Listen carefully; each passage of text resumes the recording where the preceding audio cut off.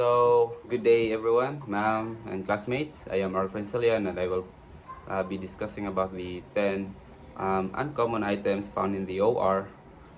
Um, okay, let's start. First in my list is the Richardson retractor. So, ang Richardson retractor, ginagamit niya siya para i-pull ang mga tissue like muscle, skin, and any tissues nga mag-block sa um, sa operating site during operations para natay clear view sa kanang sa operating site. So it's when to use. So it is used during major open abdominal, pelvic, or thoracic surgeries requiring manual retraction. So one of its safety precaution is that we have to maintain steady, indirect traction and avoid resting heavy mechanical leverage against major nerves or blood vessels. It is to prevent trauma or damage on the tissue. So, yes. The next in our list is the soda lime canister. So, gina-insert ni siya or ginasulod ni siya sa anesthesia or anesthetic machine para kanang gas anesthetic machine para i-absorb niya ang carbon dioxide nga ginabuga sa patient during anesthesia therapy or no pag-apply ng anesthesia through gas.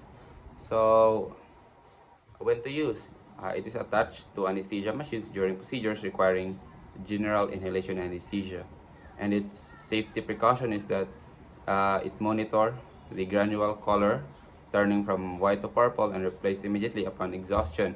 So kana nag-indicate na siya nga kanang nanay carbon dioxide nga iyang nahigo. And also maka-help na siya para atong ma-avoid ang hypercapnia sa patient or the excessive inhalation of carbon dioxide. So next in our list is the surgical scrub brush. So yes, we may say na very kuana na siya, kanang lagi na siya sa OR, pero sa OR pa na siya, common na siya. And it is important. And so it removes transient microorganisms and significantly reduces resident microbial flora on skin prior to entering the surgical field. Also, when to use during surgical hand scrub procedure immediately before donning sterile surgical gowns and gloves. So safety precaution lang, don't rub too much to avoid skin breakdown or abrasions. Of course, if there is skin breakdown abrasions, it invites microorganisms entering your body. So next in our list is the Penrose drain. So its purpose is to provide passive open capillary drainage of fluid blood or exudate from a surgical site into an overlying dressing. So when to use, place post-operatively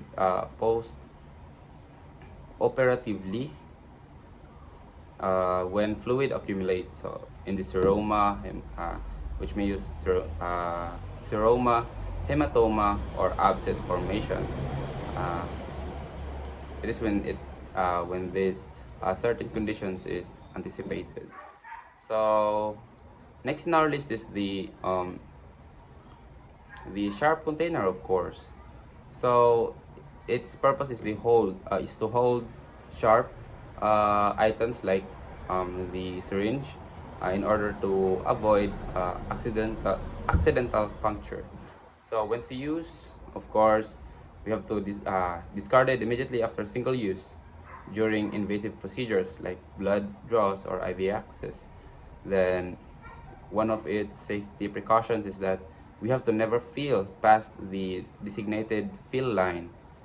Typically 3/4 lang siya sa container. Magputang gid indicating line para di ta mulapas dira, which forces items into an overfilled container, which is the primary cause of needle stick injuries in the OR. So next is the OR HVAC system.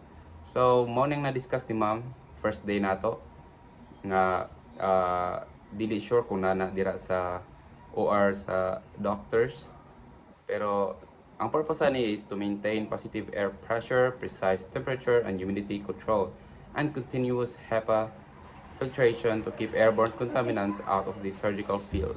So when to use? So operating continuously ni siya 24/7 throughout the surgical suits, before, during, and after procedures. Then one of its safety precautions is to keep operating room doors closed during surgery to maintain positive air pressure and prevent unfiltered corridor air from rushing in. Also, katupong giingon ni ma'am nga bawal maglabay-labay ang isa ka personnel or magpundod dira sa HVAC, since ang mga present nga mga microorganisms sa iyang clothing or sa iyang lawas mismo kay pwede mapalid sa HVAC and mupadong dito sa surgical site. So next is the medical gas outlet. So its purpose is to deliver centralized high pressure medical gases like oxygen, nitrous oxide, or medical air. Well, medical, ang term gida na kay medical type or level of air. Kay since it is free of any contaminants man jud, which causes many complications to the patient or infections. So when to use, required during mechanical ventilation, general anesthesia and administration, supplemental oxygen therapy, and surgical suctioning. And one of its safety precautions is to verify color coding and gas specific quick connect indexing prior to attachment to prevent incorrect gas connections. And next in our list is the high level disinfectant. Kung nakakita mo dito sa CSR na supply of Verosolve. If I'm not wrong, Verosolve ang pangalan sa ilang high-level disinfectant dito. Well, dili ni siya typical na disinfectant like the alcohol, like the ethyl alcohol na ginagamit nato. Since it is gituyo ni siya for kanang mga viruses jud nga kanang or bacteria nga kanang maka strong, yeah. So when to use, reprocessing heat sensitive equipment.